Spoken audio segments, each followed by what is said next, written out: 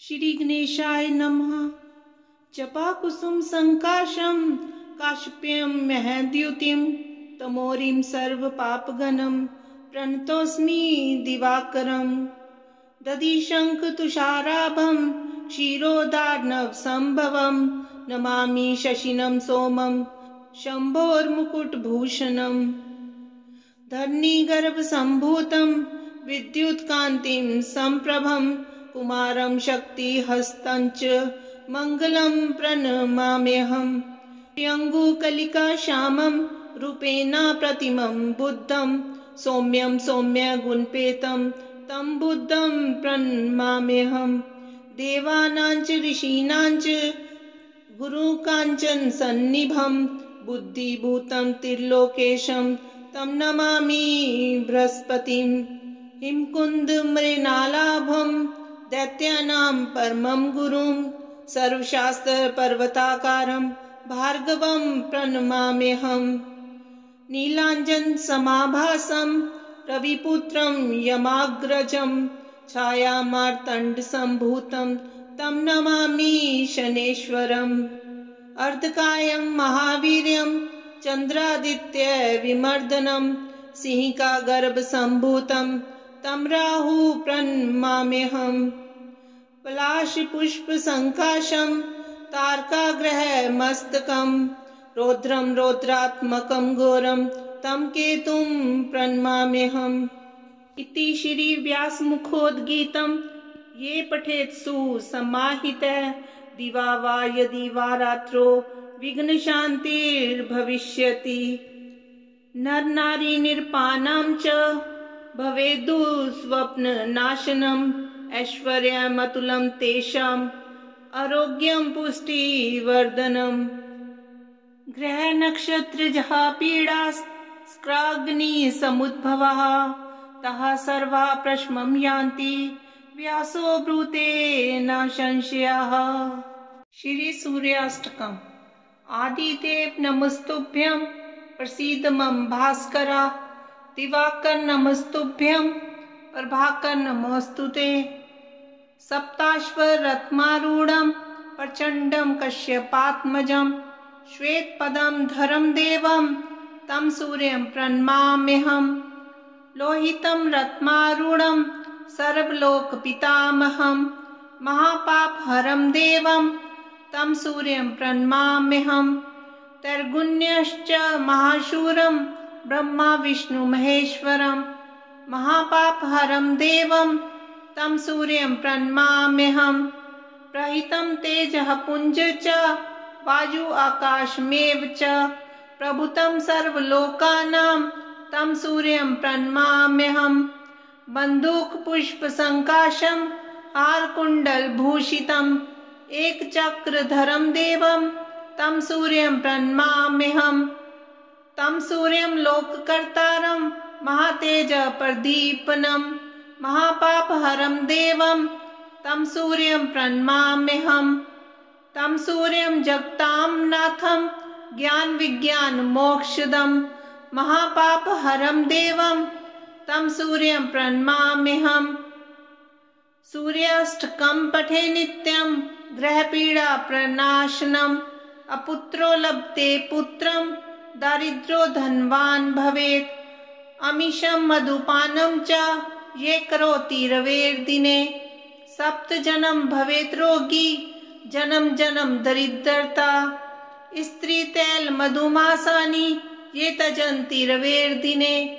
न व्याधि शोक दरिद्र्यं सूर्यलोकं च गच्छति। तपसा धर्ममाराध्य पुष्करे भास्करः पुरा। धर्मं सूर्यः सुतं प्राप धर्मराजं नमाम्यहम्। समता सर्वभूतेषु यस्य सर्वस्य साक्षिणः अतो यन्नाम शमनम् इति तं प्रणमाम्यहम्। येनानन्तश्कृतो विश्वे सर्वेषां जीविनां परम् कर्मानुरूपं कालेन तं कृतान्तं नमाम्यहम्। बिभर्ति दण्डं दण्डाय पापिनां शुद्धिहेतवे नमामि तं दण्डधरं यशास्ता सर्वजीविनां विश्वं च कलयत्येव यस्वेषु च सन्ततम् अतीव दुर्निवार्यं च तं कालं प्रणमाम्यहम् तपस्वी ब्रह्मनिष्ठो यः संयमी संजितेन्द्रियः जीवनं कर्म फलादः तं यं प्रणमाम्यहम् स्वात्मा रामश्च सर्वज्ञो मित्रं पुण्यकृतां भवेत् पापीनां क्लेशदो नित्यं पुण्यमित्रं नमाम्यहम् यज्जनं ब्रह्मणोषेण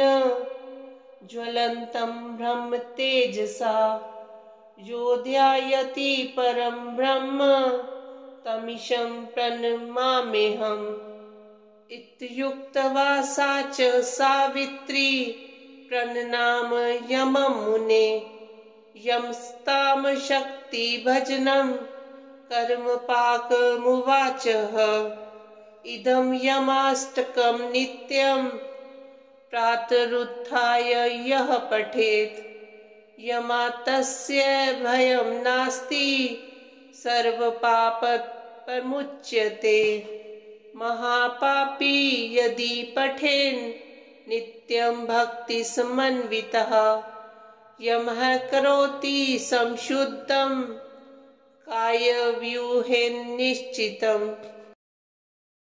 ओम नमो वायुपुत्राय भीमरूपाय धीमते नमस्ते रामदूताय कामरूपाय श्रीमते मोहशोक विनाशाय सीताशोक विनाशिने भग्नाशोक वनायस्तु दग्ध लंकाय वाग्मिने गति निर्जित वाताय लक्ष्मण प्राणदाय च वनोकसां वरिष्ठाय वशिने वनवासिने तत्व ज्ञान सुधा सिंधु निमग्नाय महीयसे आंजनेयाय शूराय सुग्रीव सचिवाय ते जन्म मृत्यु भयग्नाय सर्व क्लेश हराय च नेधिष्ठाय प्रेतभूत पिशाच भय हारिने यातना नाशनायस्तु नमो मर्कट रूपिणे यक्ष राक्षस शार्दूल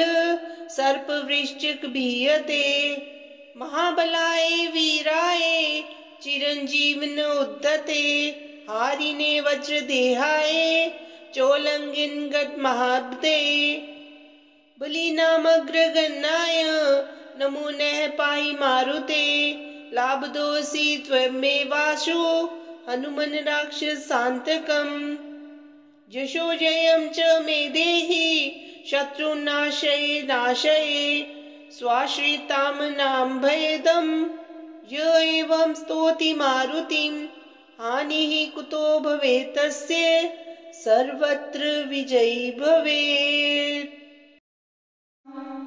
राहुर्दानव मंत्री च सिंहकाचित् नंदनः अर्धकाय सदा क्रोधी चंद्रादित्य विमर्दनः रौद्रो रुद्रप्रियो दैत्यः स्वर्भानुर्भानुभीतिदः ग्रहराजः सुधापायी राकातिथ्यभिलाषुकः कालदृष्टिः कालरूपः श्रीकंठ हृदयाश्रयः विन्दुतुदः सहीक्यो घोररूपो महाबलः ग्रहपीडा करोद्रंष्टि रक्तनेत्रो महोदरः पंचविंशति नामानि समृत्वा राहुं सदा नरः ये पठेन् महती पीडा तस्य नश्यति केवलम् आरोग्यं पुत्रमतुलां श्रियं धान्यं पशूंस्तथा ददाति राहुस्तस्मै ये पठते स्तोत्रमुत्तमं सततं पठते यस्तु जीवेद वर्षशतं नरः यदीयमाश्रितं पदं समस्तपापनाशकं स विष्णुरात्मसत्पदे सुभक्तिमाशु मे दिशेत्। यदीयमाश्रितं पदं समस्तविघ्ननाशकं स विष्णुरात्मसत्पदे सुभक्तिमाशु मे दिशेत्। यदीयमाश्रितं पदं समस्तदुःखनाशकं स विष्णुरात्मसत्पदे सुभक्तिमाशु मे दिशेत्। यदीयमाश्रितं पदं समस्तपुण्यदायकं स विष्णुरात्मसत्पदे सुभक्तिमाशु मे दिशेत्। यदीयमाश्रितं पदं समस्तसौख्यदायकं स विष्णुरात्मसत्पदे सुभक्तिमाशु मे दिशेत्। यदीयमाश्रितं पदं समस्तभाग्यदायकं स विष्णुरात्मसत्पदे सुभक्तिमाशु मे दिशेत्। यदीयमाश्रितं पदं समस्तशास्त्रबोधनं स विष्णुरात्मसत्पदे सुभक्तिमाशु मे दिशेत्। यदीयमाश्रितं पदं समस्तकर्मसिद्धिदं स विष्णुरात्मसत्पदे सुभक्तिमाशु मे दिशेत्। यदीयमाश्रितं पदं समस्तदेवतोषधं स विष्णुरात्मसत्पदे सुभक्तिमाशु मे दिशेत्। यदीयमाश्रितं पदं समस्तसद्विमुक्तिदं स विष्णुरात्मसत्पदे सुभक्तिमाशु मे दिशेत्। यतिः सत्यात्मपदभाग अभवद्विष्णुपादभाग तदुक्तपदभाग यस्तु स भवेद्विष्णुपादभाग। श्री रामचंद्र कृपालु भज मन हरन भव भय दारुणम। नव कंज लोचन कंज मुख कर कंज पद कंजारुणम। कंदर्प अगणित अमित छवि नव नील नीरद सुंदरम। पटपीत मानहु तडित रुचि शुचि नौमि जनक सुतावरम। भजु दीन बंधु दिनेश दानव दैत्य वंश निकंदनम। रघुनंद आनंद कंद कौशल चंद्र दशरथ नंदनम। सिर मुकुट कुंडल तिलक चारु उदारु अंग विभूषणम। आजानु भुज शर चाप धर संग्राम जित खर दूषणम। इति वदति तुलसीदास शंकर शेष मुनि मनरंजनम। मम हृदय कंच निवास कुरु कामादि खल दल गंजनम। मन जाहि राचयो मिलहि सोवर सहज सुंदर सांवरो। करुणा निधान सुजानशील स्नेहा जानत रावरो। एहि भांति गौरी असीस सुनसिय सहित हिय हर्षित अली। तुलसी भवानी ही पूजी पुनि पुनि मुदित मन मंदिर चली। जानी गौरी अनुकूल सियहि हर्ष न जाय कहीं। मंजुल मंगल मूल वाम अंग फरकन लगे।